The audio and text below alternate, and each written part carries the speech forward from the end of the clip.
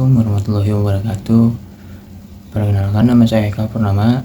Saya dari Fakultas Ekonomi dan Bisnis, Program Studi Manajemen, dengan NIM 221010502836, kelas 07 SMJ 016. Di sini saya akan mempresentasikan mengenai manajemen dana bank, yaitu tentang analisis pada PT Bank Aladin Syariah. Makalah ini disusun untuk memenuhi tugas mata kuliah manajemen dana bank, yaitu dengan dosen pengampunya Bapak Dede Hendra SEMM. Dan di slide ini ada profil Bank Aladin Syariah. Visi dan misinya yaitu pertama, komitmen terhadap prinsip syariah dan digital. Fokus bisnisnya layanan perbankan digital yang eksklusif dan terpercaya. Target pasarnya masyarakat yang mencari solusi perbankan syariah modern. Dan di sampingnya ada keunggulan komparatif, teknologi terdepan dengan nilai syariah yang kuat. Berikutnya ada pendahuluan latar belakang. Pertumbuhan bank syariah, industri perbankan syariah di Indonesia tumbuh pesat seiring meningkatnya kesadaran masyarakat terhadap prinsip syariah mengenai keadilan, kemitraan, dan transparansi. Dan fokus Bank Aladin Syariah, PT Bank Aladin Syariah ini adalah bank syariah digital yang fokus pada pemanfaatan teknologi dalam layanan perbankan. Pentingnya manajemen dana bank yaitu pengelolaan dana bank seperti penghimpunan, penyaluran, likuiditas,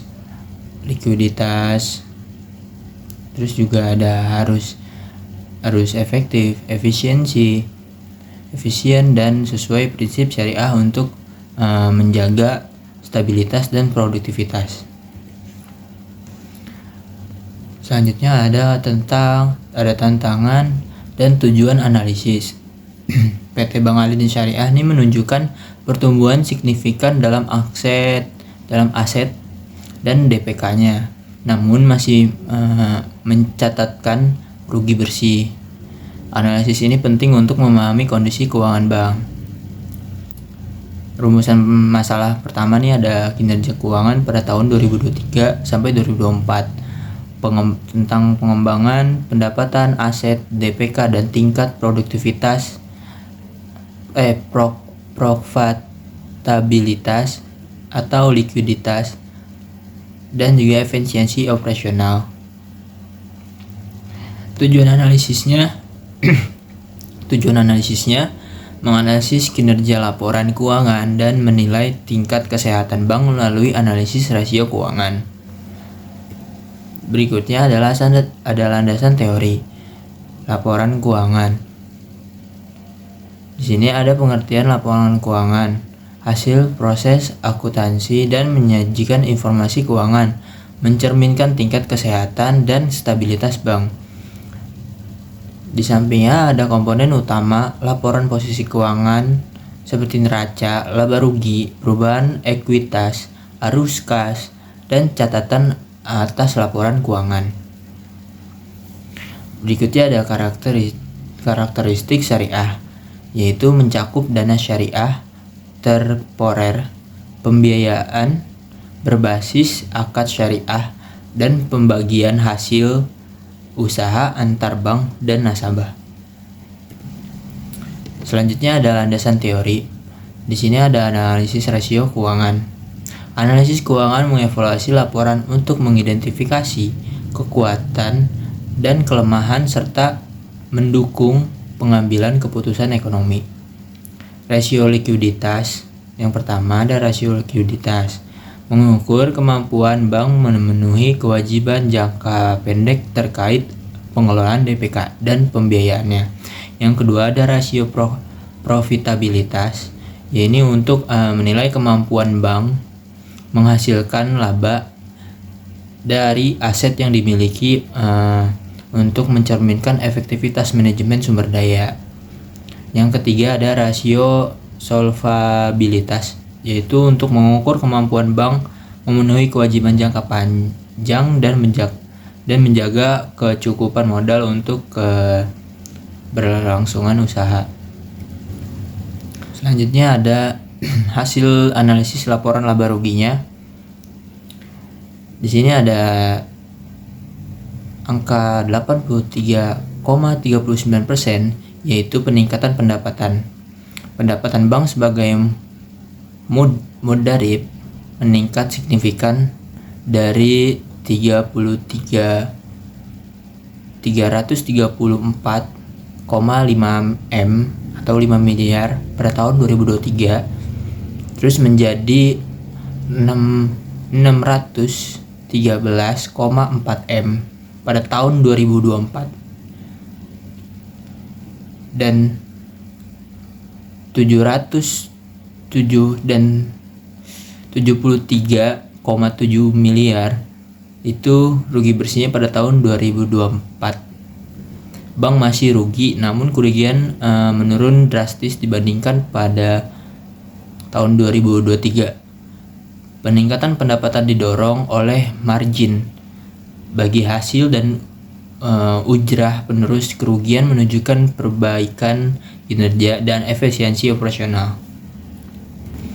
Selanjutnya ada hasil analisis. Di sini ada laporan keuangan. Total aset ini meningkat 28% menjadi 9,4 triliun pada tahun 2024 dan didorong kenaikan pembiayaan dari investasi. Dan dana pihak ketiga atau DPK itu tumbuh 66,21% menjadi 5,41 triliun di tahun 2024, mencerminkan peningkatan kepercayaan masyarakat. Selanjutnya di sini ada hasil analisis arus kas dan rasio keuangan. Arus kas operasi ini positif. Tercatat positif sampai 622,5 M pada tahun 2024, yaitu menunjukkan aktivitas operasional nih mampu menghasilkan kas yang memadai. Dan selanjutnya ada efisiensi operasional. Di sini ada rasio BOPO menurun dari 128,65% menjadi 109,29%, menandakan peningkatannya efisiensi. Berikutnya di bawah ada likuiditas sehat. Rasio FDR sebesar 87,72% menunjukkan kondisi likuid yang sehat. Dan di sampingnya ada kualitas pembiayaan. Rasio NPF sangat rendah, menunjukkan risiko kredit terkelola dengan baik. Dan ROA dan ROE masih negatif, namun menunjukkan perbaikan signifikan mendeteksi kondisi impas. Selanjutnya di sini ada kesimpulan dan potensi masa depan. Kesimpulan dari analisisnya. Di sini ada perkembangan positif. Kinerja keuangan menunjukkan perkembangan positif, terutama pada peningkatan pendapatan dan penurunan kerugian drastis. Selanjutnya ada potensi profitabilitas. Bank berada pada tahap pertumbuhan dengan efisiensi yang membaik, potensi mencapai profitabilitas di masa depan yang besar. Strategi digitalnya berhasil. Terus juga peningkatan DPK menunjukkan kepercayaan masyarakat terhadap Bank Aladin Syariah sebagai bank syariah digital. Stabilitas keuangannya juga struktur modal kuat, terus juga likuiditasnya sehat dan manajemen risiko pembiayaan berjalan dengan baik. Itu dari kesimpulan mengenai PT Bank Aladin Syariah. Jadi PT Bank Aladin Syariah ini menunjukkan perbaikan signifikan dan memiliki potensi besar untuk mencapai profitabilitas apabila strategi bisnisnya diterapkan secara konsisten. Itu saja, sekian presentasi dari saya, kurang lebihnya mohon maaf. Assalamualaikum warahmatullahi wabarakatuh.